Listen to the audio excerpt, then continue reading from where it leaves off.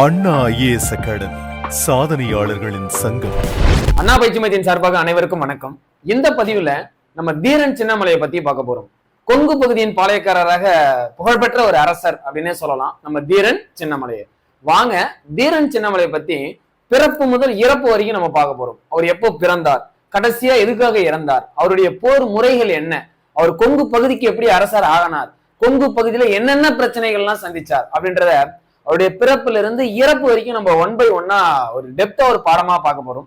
இந்த பாடம் முடிவுலயே நம்ம என்ன பார்க்க போறோம் அப்படின்னு பாத்தீங்கன்னா வினாக்களும் நம்ம பார்க்க போறோம். ஸோ ஃபர்ஸ்ட் இந்த தீரன் சின்னமலையுடைய மொத்த கண்டென்ட்டே நம்ம என்ன பண்ண போறோம்னு பாத்தீங்கன்னா ஃபர்ஸ்ட் 1 by 1 எக்ஸ்பிளனேஷன் கொடுக்க போறோம். அதுக்கு அடுத்தபடியாக தான் நம்ம வினாக்களை நம்ம பார்க்க போறோம். வாங்க கொங்கு பகுதியின் சிங்கமான, ஆங்கிலேயரை அதிரை செய்த, ஆங்கிலேயரை மண்டியிடச் செய்த, ஆங்கிலேய சூழ்ச்சிகளை வீழ்த்திய வீரனான தீரன் சின்னமலையை பற்றி பார்க்கலாம் வாங்க. இப்ப யார் இந்த தீரன் சின்னமலை, சரிங்களா? இப்ப இவர் ஒரு பாளையக்காரர் அப்படின்னு நம்ம பார்த்தோம். கிட்டத்தட்ட பாத்தீங்கன்னா 72 பாளையங்கள் இருந்தது அப்படின்னு நம்ம பேசணும், சரிங்களா? பரம்பரையாக 72 பாளையங்கள் இருந்தது. இந்த பாளையங்களோட 5வது அரசர், சரிங்களா? 5வது அரசர் அப்படின்னு சொல்லும் போது எதை சொல்றோம் அப்படின்னு பாத்தீங்கன்னா நிர்வாக திறமையை வச்சு நம்ம சொல்றோம், சரிங்களா? இந்த நிர்வாக திறமையில 5வது அரசரா நம்ம பள்ளி பாட புத்தகம் ஸ்கூல் புக்ல பாத்தீங்கன்னா கொடுத்துருக்காங்க. சோ 5வது அரசர் தான் இப்ப நம்ம பார்க்க போறோம்.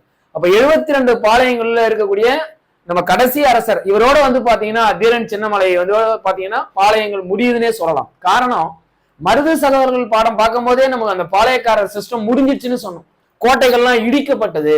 சோ மருது சகோதரருடைய அந்த கழகத்திலேயே பாளையக்காரர்களுடைய முடிவும் வந்துடுச்சு அப்படின்னு நம்ம பேசணும் கடந்த வீடியோக்கள்ல. அதனாலதான் கடைசியா வந்த அரசர் என்ன பண்ண முடியல அப்படின்னா தனக்குன்னு ஒரு கோட்டையை கட்டி தனக்குன்னு ஆட்சி செய்ய முடியல. காரணம், எல்லா கோட்டைகளும் இடிச்சு தரைமட்டம் ஆகிட்டாங்க. இவரே என்ன பண்றாருன்னா மறைஞ்சிருந்து ஒரு கோட்டையை எழுப்புறாரு, அந்த கோட்டையை கட்டுறாரு. அந்த கோட்டைக்கு பேர் தான் ஓடாநிலை கோட்டைன்னு சொல்லி நம்ம கடந்த வீடியோக்கள்ல பேசியிருந்தோங்க. இப்ப இவரை பத்தி நம்ம முழுசாவே பார்க்க போறோம். வாங்க பார்க்கலாம். யார் இந்த தீரன் சின்னமலை அப்படின்னு பார்ப்போம். இவர் எப்ப பிறந்தார் அப்படின்னு பாத்தீங்கன்னா 1756 ஏப்ரல் 17 பிறந்திருக்கிறாருங்க. இவர் பிறந்த இடம் அப்படின்னு பாத்தீங்கன்னா அதாவது சென்னிமலை அருகே உள்ள மேலப்பாளையம் அப்படின்னு சொல்லுதுங்க. நம்ம பள்ளி பாட புத்தகம் அதை தான் சொல்லுது. ஈரோட்டில் உள்ள சென்னிமலை அருகே மேலப்பாளையம்னு சொல்லுது. அதே நம்ம ஓல்டு புக் என்ன சொல்லுதுன்னா திருப்பூர் அருகே சென்னிமலையில் பிறந்தார் அப்படின்னு சொல்லுது. அப்ப இந்த மாதிரி புத்தகங்களுக்குள்ளே பாத்தீங்கன்னா கொஞ்சம் வேரியேஷன் இருக்கு, அதையும் நம்ம பார்த்துக்கணும். அப்ப நம்ம புது புக்கு சொல்ற விஷயம் என்னன்னா சென்னிமலை அருகே மேலப்பாளையத்தில் பிறந்தார் அப்படின்னு சொல்லுது. இவருடைய இயற்பெயர் அப்படின்னு பாத்தீங்கன்னா தீர்த்தகிரி கவுண்டருங்க. அவருடைய உண்மையான பெயரே தீர்த்தகிரி கவுண்டர். அப்ப பெற்றோர் பெயர் அப்படின்னு பாத்தீங்கன்னா ரத்தினசாமி கவுண்டர் பெரியாத்தாள். நம்ம மீண்டும் சொல்றோம் பாருங்க, ரத்தினசாமி கவுண்டருக்கும் பெரியாத்தாளுக்கும் 1756 ஏப்ரல் 17 பிறந்தவர் தான் யாருன்னு பாத்தீங்கன்னா தீர்த்தகிரி கவுண்டர். அப்ப தீரன் சின்னமலைக்கு இயற்பெயர் இருக்குங்க. அதே போல இவங்களுக்கு ஒரு பட்டம் ஒண்ணு இருக்கு. என்ன பட்டம், மரபு அப்படின்னு பாத்தீங்கன்னா பழையக்கோட்டை மன்றாடியார் பட்டம் பெற்ற மதிப்பு மிக்க அரச குடும்பத்தை சார்ந்தவர் அப்படின்னு சொல்லப்படுது நம்ம தீர்த்தகிரி கவுண்டர். கிட்டத்தட்ட 14க்கும் மேற்பட்ட வம்ச மரபுகளை நம்ம பார்க்க போறோம். அதுல இவங்களுடைய மரபு அப்படின்னு பாத்தீங்கன்னா அதாவது மன்றாடியார் பட்டம் பெற்ற அரச குடும்பம் அப்படின்னு சொல்லி நம்ம பள்ளி பாட புத்தகமே தெளிவா சொல்லுதுங்க. அதே போல இவருடைய ஆட்சி பகுதி எது அப்படின்னு பாத்தீங்கன்னா சின்னமலை. இந்த சின்னமலைன்னு சொல்லலாம் அல்லது கொங்கு பகுதி அப்படின்னு சொல்லலாம். ஈரோடு, கரூர், சேலம், கோயம்புத்தூர், திண்டுக்கல் இது எல்லாமே எந்த பகுதி அப்படின்னு பாத்தீங்கன்னா கொங்கு பகுதி. நம்ம அதனாலதான் ரீசெண்டா நடந்த குரூப் 4ல கூட ஒரு வினா கேட்டிருந்தோம். நம்ம கீழே பார்க்க போறோம். தீரன் சின்னமலை கொங்கு பகுதியை ஆட்சி செய்தார் அப்படின்னு கொடுத்தாங்க. அப்ப சரியா சார் அப்படின்னு கேட்டாலும் சரிதான். அப்ப கொங்கு பகுதியில் இருக்கிற சின்னமலை பகுதியை ஆட்சி செய்தாரா அப்படின்னு கேட்டாலும் சரிதான் அப்படின்னு நம்ம சொல்றோம். சோ இதுதான் பாத்தீங்கன்னா நம்ம தீரன் சின்னமலையுடைய பிறப்பு அப்படின்னு நம்ம பாக்குறோம். அதுக்கு அடுத்தபடியா இவருடைய திறமைகளை நம்ம பார்க்கலாம். இவருடைய போர் திறன் அப்படின்னு பார்க்கும்போது பாத்தீங்கன்னா இவரும் சிலம்பம், வாள், வளரி இதெல்லாம் பாத்தீங்கன்னா தெரிஞ்சு வச்சிருக்கிறாரு. அதே போல இவர் பாத்தீங்கன்னா இன்னொரு விஷயமும் தெரிஞ்சிருக்கிறார். திப்பு சுல்தான் கிட்டையும் அதே போல பிரெஞ்சுக்காரர்கிட்டையும் இவர் என்ன பண்றாருன்னு பாத்தீங்கன்னா போர் பயிற்சியை கத்து வச்சிருக்கிறாருங்க. அப்ப போர் பயிற்சி யாருகிட்ட கத்துக்கிட்டாரு அப்படின்னு பாத்தீங்கன்னா திப்பு சுல்தான் கிட்டையும் பிரெஞ்சுக்காரர்கிட்டையும் போர் பயிற்சி கத்துக்கிறாரு. அதான் பாருங்களேன், தீரன் திப்புவாலும் பிரெஞ்சுக்காரர்களாலும் பயிற்சி அளிக்கப்பட்ட ஒரு வீரர் அப்படின்னு சொல்லுது. ரொம்ப ரொம்ப முக்கியமான ஒரு விஷயம், சரிங்களா? இதை விட ஆத்தர் புக்லயும் மேல என்ன சொல்லுதுன்னா ஆங்கிலேயர்களாலும் பயிற்சி அளிக்கப்பட்ட ஒரு வீரர் அப்படின்னு மேல சொல்லுது, ரைட்டுங்களா? அப்ப இதுவும் இவருடைய முக்கியமான போர் திறன் அப்படின்னு சொல்லலாம். அப்ப இவருடைய தன்னுடைய ஆட்சி பகுதி எது அப்படின்னு பாத்தீங்கன்னா கொங்கு பகுதி. இப்ப இந்த கொங்கு பகுதியை யார் யாரெல்லாம் ஆட்சி செய்தாங்க அதுதான் இப்ப அடுத்த சப்ஜெக்ட்ல பார்க்க போறோம். கொங்கு பகுதியை ஆட்சி செய்தவர்கள் அப்படின்னு சொல்லி. அப்ப யாரெல்லாம் கொங்கு பகுதியை ஆட்சி செய்தாங்க அப்படின்னு பார்க்கலாம். ஃபர்ஸ்ட் வந்து பாத்தீங்கன்னா மைசூர் உடையார்கள் வந்து பாத்தீங்கன்னா கைப்பற்றுறாங்க. இவங்க தான் ஃபர்ஸ்ட்டுங்க. அதுக்கு அடுத்தபடியா அந்த மைசூர் உடையார்கிட்ட இருந்து யார் கைப்பற்றாங்கன்னா மைசூர் சுல்தான்கள் கைப்பற்றுறாங்க. சோ இவங்க ரெண்டாவது. இந்த மைசூர் சுல்தான்கள் வழி வந்தவங்க தான் யாருன்னு பாத்தீங்கன்னா ஹைதர் அலி, திப்பு சுல்தான் அப்படின்னு சொல்லுவோம்.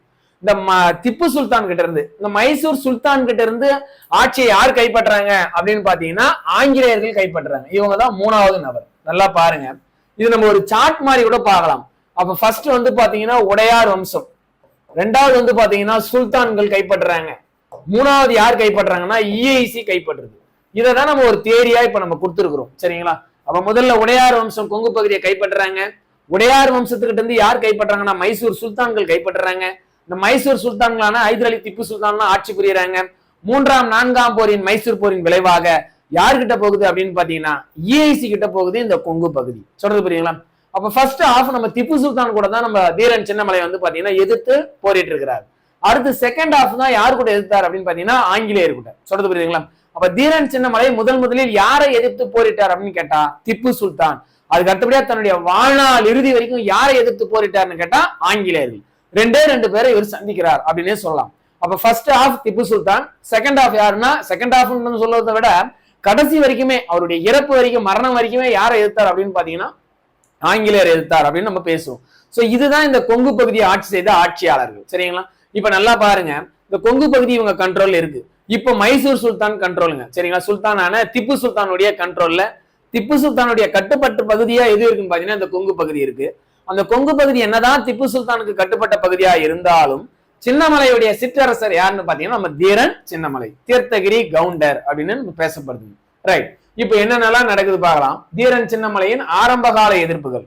அப்ப இவர் ஆரம்பத்திலேயே வந்து பாத்தீங்கன்னா திப்பு சுல்தான் கிட்டே ட்ரைனிங் எடுத்திருக்கிறாரு, பிரெஞ்சுக்கார்டையும் ட்ரைனிங் எடுத்திருக்கிறார்.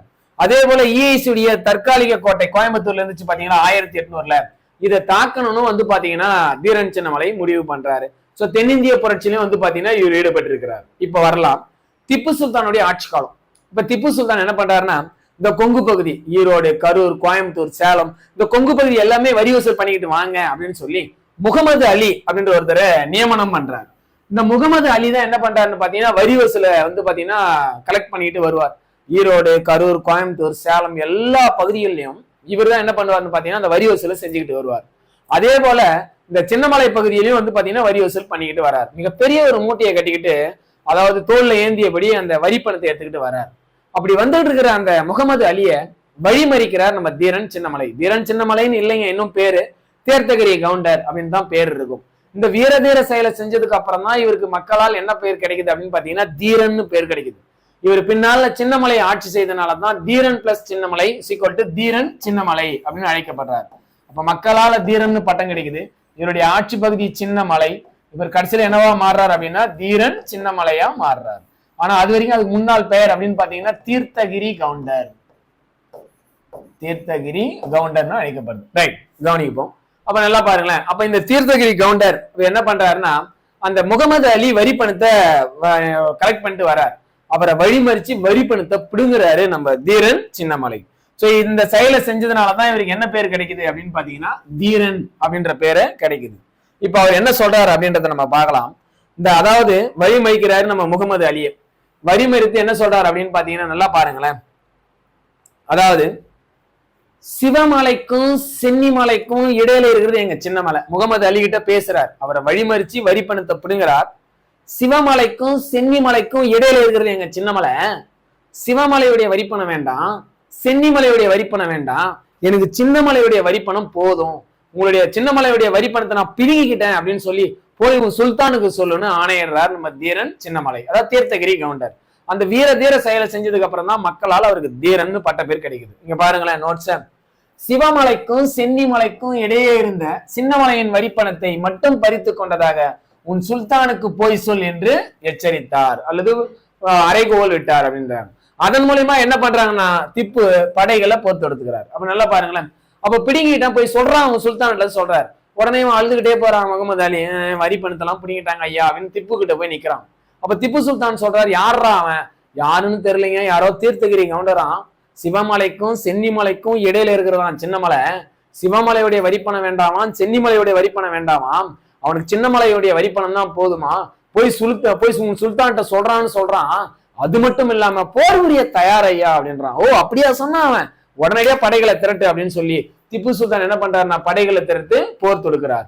இப்ப யாருக்கும் சண்டை நடக்க போகுது அப்படின்னு பாத்தீங்கன்னா திப்பு சுல்தான் வெர்சஸ் தீரன் சின்னமலைக்கும் இப்ப என்ன பண்ண போறாங்கன்னா சண்டை நடக்க போகுது, போர் தொடுக்க போறாங்க. பார்க்கலாம் அப்ப என்ன நடக்குது அப்படின்னா திப்பு தன்னுடைய படைகளை எல்லாம் ஒன்று திரட்டி முகமது அலி கிட்ட கொடுத்து அனுப்புறாரு. தீரனும் என்ன பண்றாருன்னா படைகள் எல்லாம் ஒன்று திரட்டி தயாரா இருக்கிறாங்க. திப்புவுடைய திவானான முகமது அலி, சரிங்களா, திப்புன்னு சொல்றதை விட திப்பு அந்த சண்டைக்கு வரல. திப்புவுடைய திவானான முகமது அலியும் தீரன் சின்னமலையும் சந்திச்சுக்கிறாங்க. எங்க அப்படின்னு பாத்தீங்கன்னா நொய்யல் ஆற்றங்கரை. என்ன ஆற்றங்கரை? நொய்யல் ஆற்றங்கரை. ஈரோட்டில் இருக்கிற நொய்யல் ஆற்றங்கரையில இந்த ரெண்டு படையுமே மோதிக்குதுங்க. முடிவுல யார் வெற்றி பெறார் அப்படின்னு பாத்தீங்கன்னா தீரன் சின்னமலை வெற்றி பெறார். அப்ப வெற்றி தீரன் சின்னமலை. அப்ப திப்புவுடைய திவானான முகமது அலியை போர்ல என்ன பண்றாரு அப்படின்னு பாத்தீங்கன்னா தோற்கடிக்கிறார். அப்ப காரணம் என்ன சார்? ஏன் முகமது அலியுடைய படை தோக்கணும்? என்ன காரணம் அப்படின்னா அதுக்கு ஒரே ஒரு ரீசன் தான். என்ன ரீசன்னா கொரில்லா போர் முறை எல்லாம் கிடையாது. கொரில்லா போர் முறைன்றது வந்து பாத்தீங்கன்னா ஒரு ஸ்டூடெண்ட் கொரில்லா போர் முறைன்னு கமெண்ட் பண்றாரு நம்ம பாடம் நடத்தும் போதே.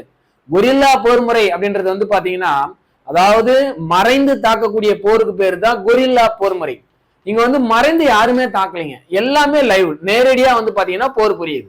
அப்ப நொய்யல் ஆற்றங்கரைன்னு சொல்லியாச்சு. அப்ப யாரெல்லாம் மோதிக்கிட்டாங்க அப்படின்னு நம்ம சொல்லியாச்சு.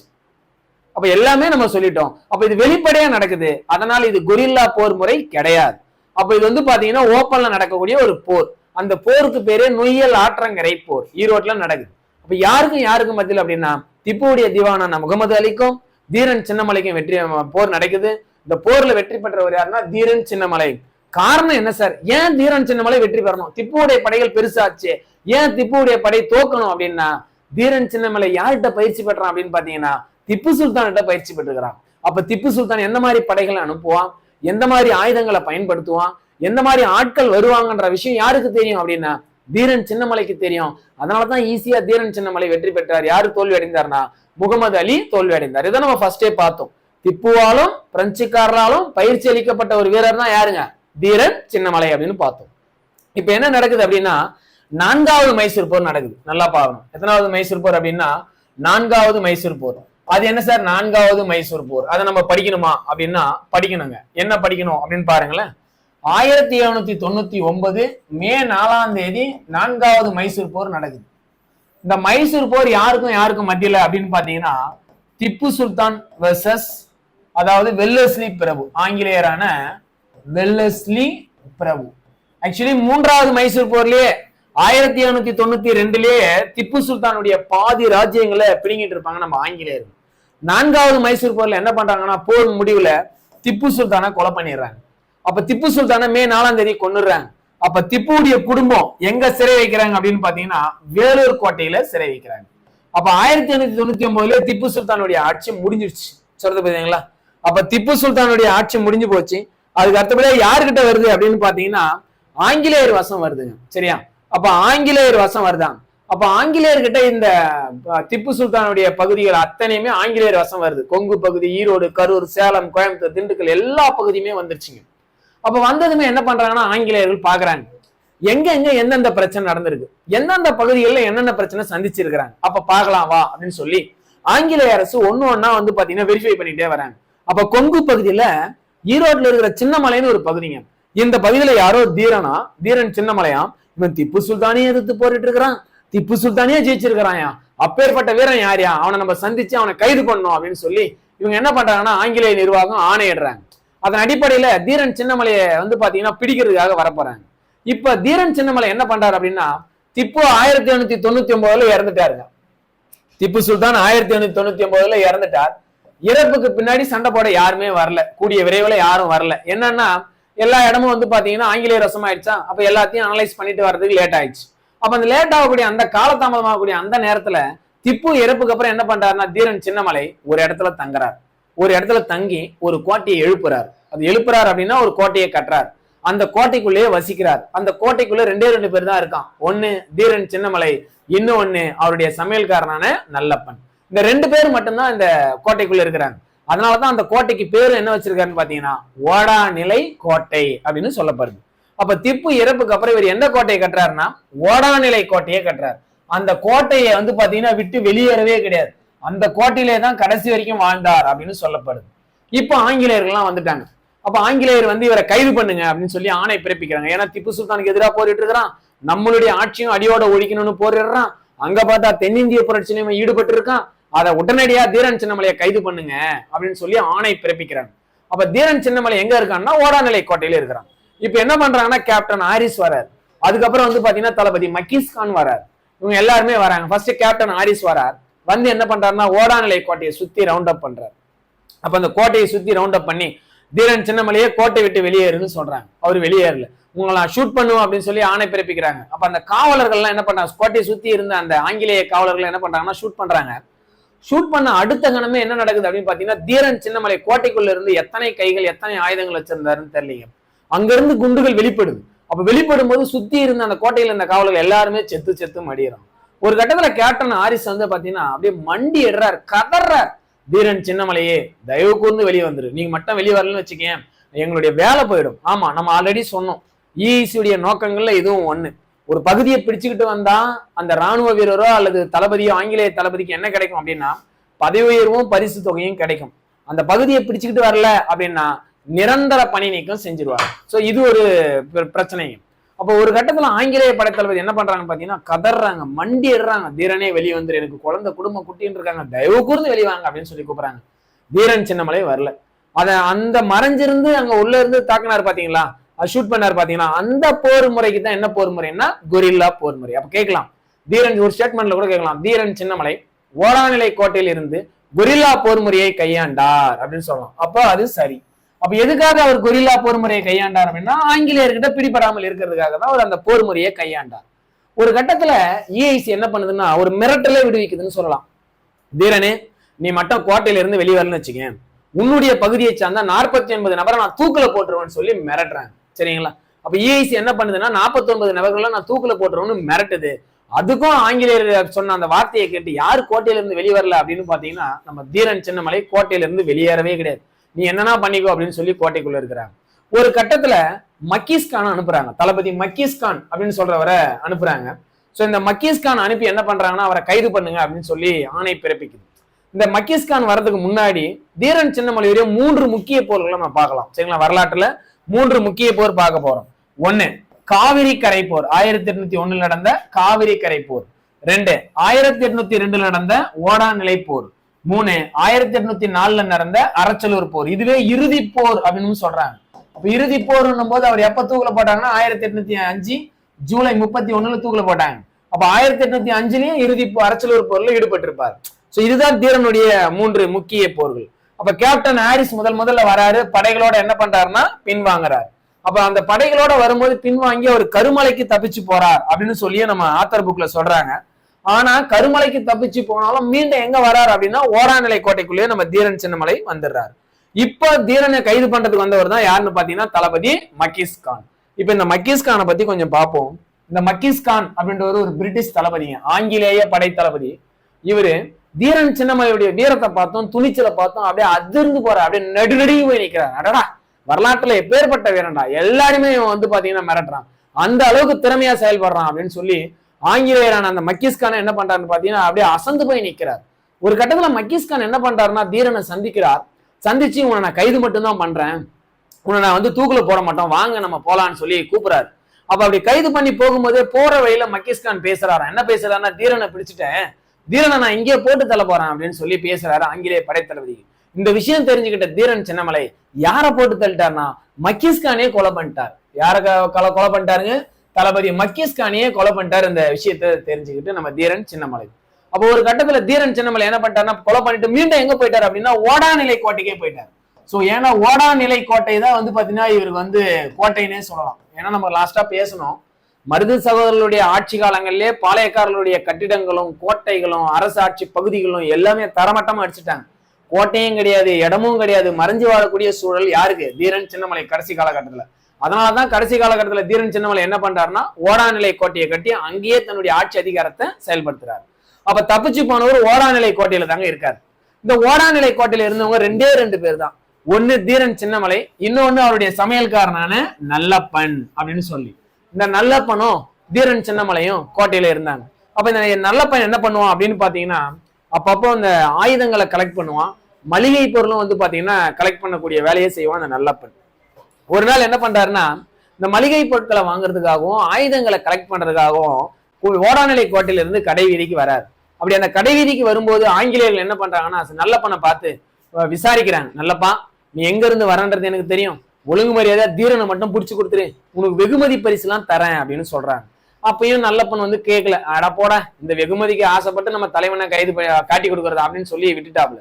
ஒரு கட்டத்துல ஆங்கிலேய அரசு என்ன பண்ணுதுன்னா, டிமாண்ட் வைக்குது, சில தேவைகளை முன் வைக்குது. என்ன வைக்குதுன்னா, அந்த சமையல்காரன் நல்லப்பனை பார்த்து ஒரு விஷயத்த சொல்றாங்க. நல்லப்பா, நீ மட்டும் தீரனை காட்டி கொடுத்துன்னு வச்சுக்கேன், அடுத்த ஆட்சியாளர் யார் தெரியுமா கொங்கு பகுதிக்கு, ஒரு சமையல்காரனான நல்லப்பன்னு சொல்றாங்க. சொன்னதுமே அந்த நல்லப்பனுக்கு அப்படியே பிரகாசமாகுது முகம். ஏன் அப்படின்னா, அடடா நம்ம அடுத்த அரசரா அப்படின்னு சொல்லி. ஆனா இருந்தாலும் நல்லப்பன் என்ன பண்றான்னா, காட்டி கொடுக்க மாட்டான். என்னால காட்டி கொடுக்க முடியாதுங்க அப்படின்றான். மீண்டும் ஆங்கிலேய அரசு இன்னொரு டிமாண்ட் வைக்குது. என்னன்னா, நல்லப்பா, தீரனை மட்டும் நீ பிடிச்சு கொடுத்துன்னு வச்சீங்க, அந்த பகுதிக்கு அரசர், கொங்கு பகுதிக்கு அரசர் யார் தெரியுமா, சமையல்காரனான நல்லப்பன் தான். கூடவே அந்த பகுதியில வரக்கூடிய வரி வசூல் பணத்தை எல்லாம் என்ன பண்ணலாம் தெரியுமா, நீங்களே வரி வசூல் பண்ணி நீங்களே அந்த பணத்தை எடுத்துக்கலாம்னு சொல்றாங்க.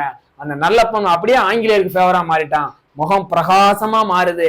நான் காட்டி கொடுக்குறேன், நீ வாங்க அப்படின்னு சொல்லி ஆங்கிலேயருக்கு உத்தரவாதம் கொடுத்துட்டு சமையல்காரன நல்லப்பன் எங்க வரான் அப்படின்னா, இந்த ஓடாநிலை கோட்டைக்குள்ள வரான். கோட்டைக்குள்ள வந்தவன் என்ன பண்றான் அப்படின்னா, ஐயா, நான் இந்த மாதிரி ஆயுதங்களை கலெக்ட் பண்றதுக்காக போயிருந்தேன், அங்க நிறைய பேர் பேசினாங்க. என்னன்னா, எல்லா ஆங்கிலேய படைத்தளபதிகளும் அரச்சலூர்ல கூடுறாங்களாம். இந்த அரச்சலூர் அப்படின்ற ஊர்ல எல்லாருமே கூடுறாங்க. நம்ம அங்க போய் என்ன பண்ணலாம் அப்படின்னா, போர் புரியலாம், அத்தனை ஆங்கிலேய தளபதிகளும் கொண்டு குவிச்சிடலாம், வாங்க ஐயா போலாம் அப்படின்னு நல்லப்பன் பேசுறான். அப்ப சொல்றாரு தீரன் சின்னமலை.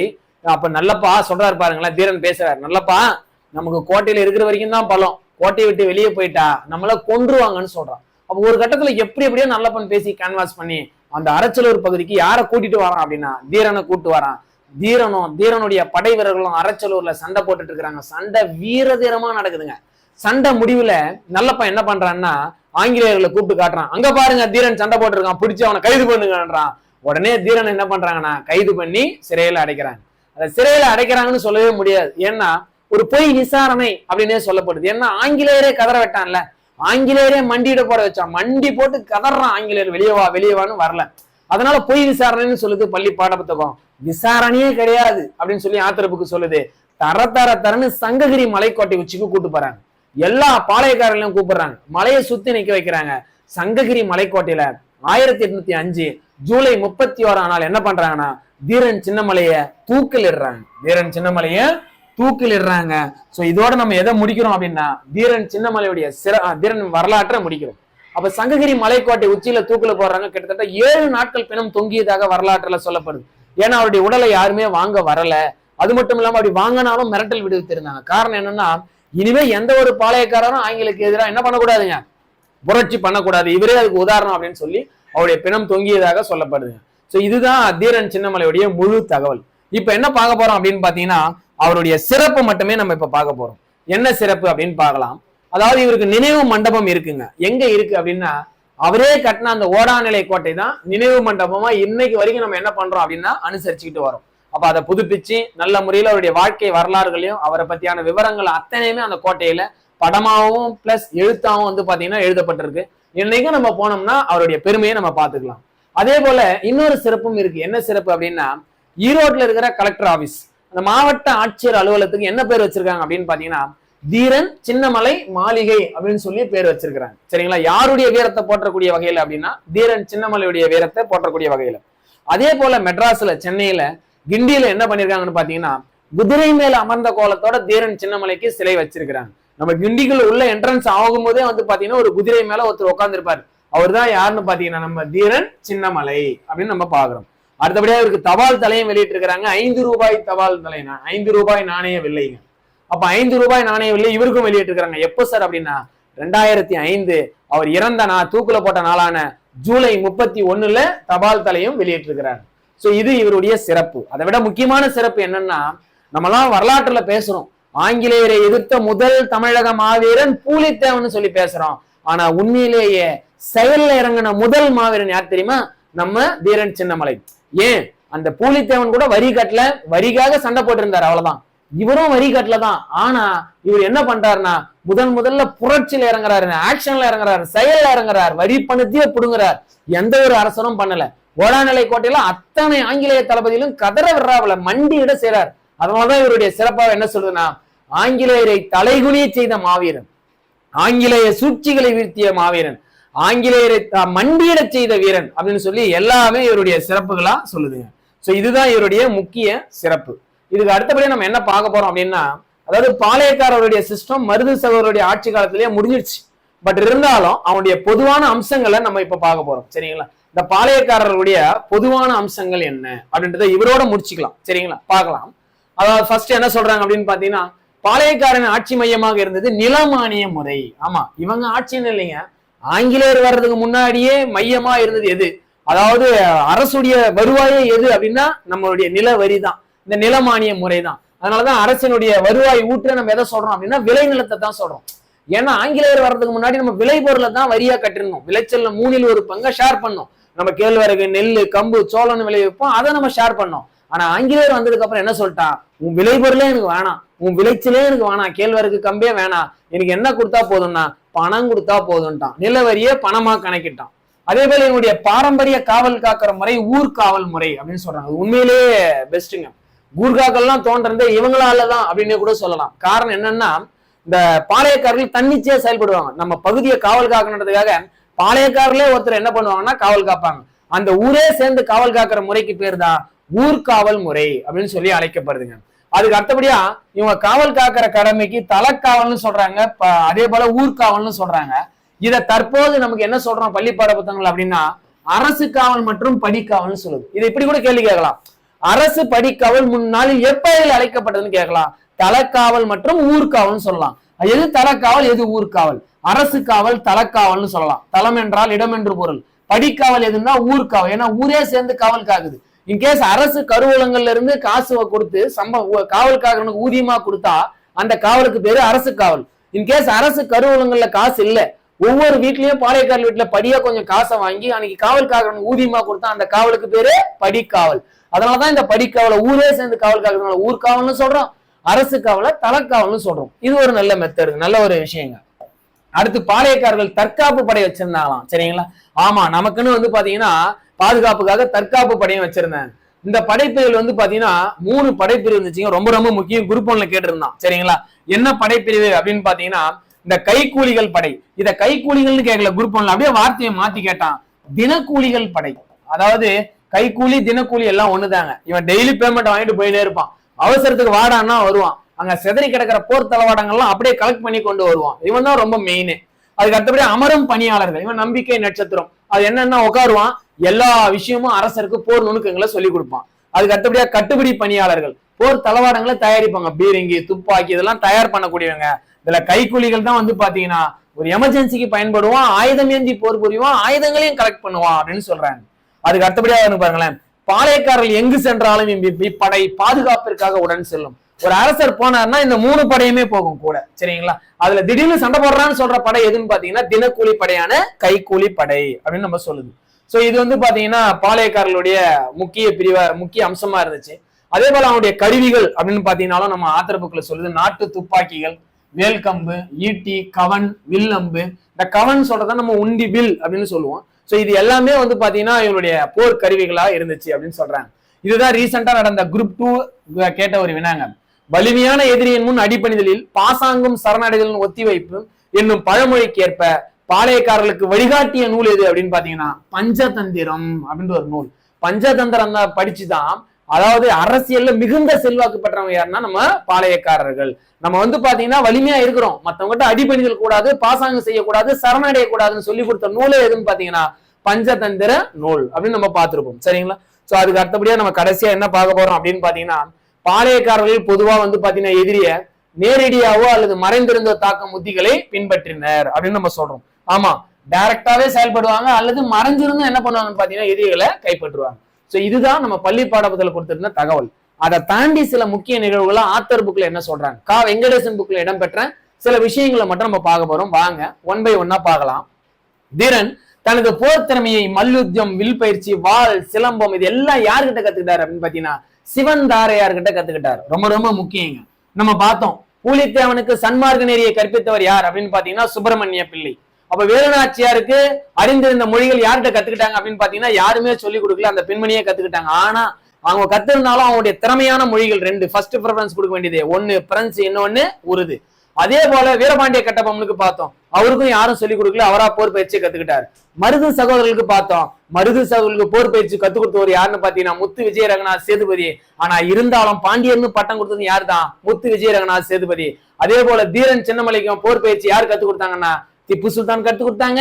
அதுக்கப்புறம் பிரெஞ்சுக்காரர்களும் கத்துக் கொடுத்தாங்க. இது ரொம்ப ரொம்ப முக்கியம். இதுல முக்கியமா போர் பயிற்சி சொல்லி கொடுத்தவர் யாருன்னா சிவந்தாரையார் அப்படின்னு சொல்றாங்க. அடுத்து பாருங்களேன், ஆங்கிலேய கிழக்கிந்திய கம்பெனியை ஒண்ணுக்கு ஒண்ணு சேர விடாம தடுத்த ஒரே ஆள் யாருன்னு பாத்தீங்கன்னா தீரன் சின்னமலை. சேலத்துல ஒரு கம்பெனி இருக்கு, கோயம்புத்தூர்ல ஒரு கம்பெனி இருக்குது. இவர் ரெண்டு பேருமே மீட் பண்ணக்கூடாத அளவுக்கு இடையில மிகப்பெரிய ஒரு தடை சக்தியா இருந்தவர் யாருன்னா தீரன் சின்னமலை. இவங்க ஆங்கிலேயர் எதிர்த்தாருன்னா தீரன் சின்னமலை ஒரு தனியாளா இருந்து ரெண்டு கம்பெனி படியுமே ஒண்ணு சேராம தடுத்த ஒரு புண்ணியமா யாருன்னு பாத்தீங்கன்னா தீரன் சின்னமலை. இன்னைக்கு வரலாற்றுல பேசப்படுதுங்க. அதுக்கு அடுத்தபடியா தீரன் சின்னமலை என்ன பண்றாருன்னா ஒரு இளைஞர் படையை உருவாக்குறாருன்னு சொல்றாங்க. அந்த இளைஞர் படைக்கு பயிற்சிகளை கொடுக்கிறார் அப்படின்னு சொல்லப்படுது.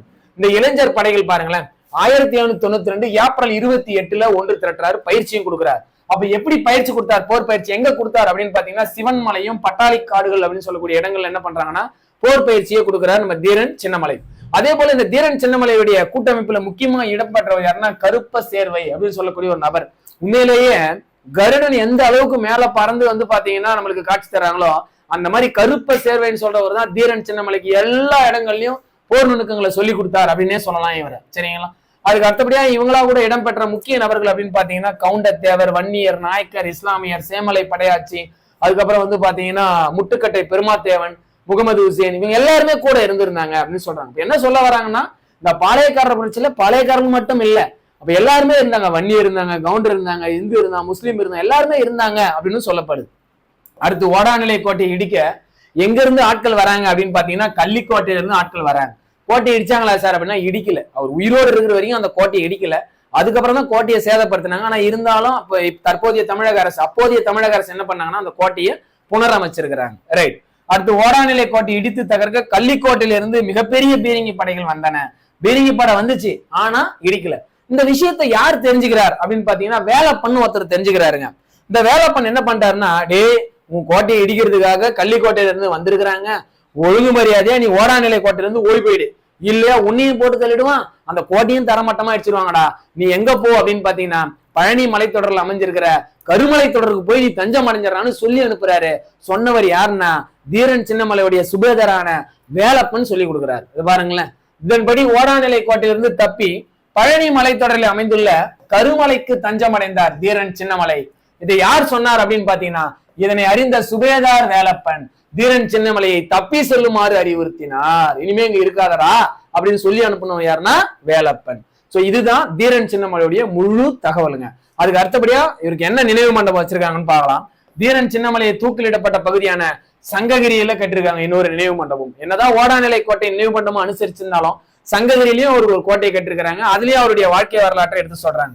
அப்போதைய தமிழக அரசு டிசம்பர் 23 அன்னைக்கு என்ன பண்ணிருக்காங்கன்னா இந்த நினைவு மண்டபத்தை திறந்து வச்சிருக்காங்க அப்படின்னு சொல்றாங்க. இது எப்போ அப்படின்னு பாத்தீங்கன்னா 2013. சரிங்களா? 2013 டிசம்பர் 23 திறந்து வச்சிருக்காங்க. அதுக்கு அடுத்தபடியா திருவுருவ சிலையும் வாழ்க்கை வரலாறு என புதுப்பிக்கப்பட்டு தற்போது வரை இந்த நினைவு மண்டபத்தை பராமரிச்சுக்கிட்டு வராங்க.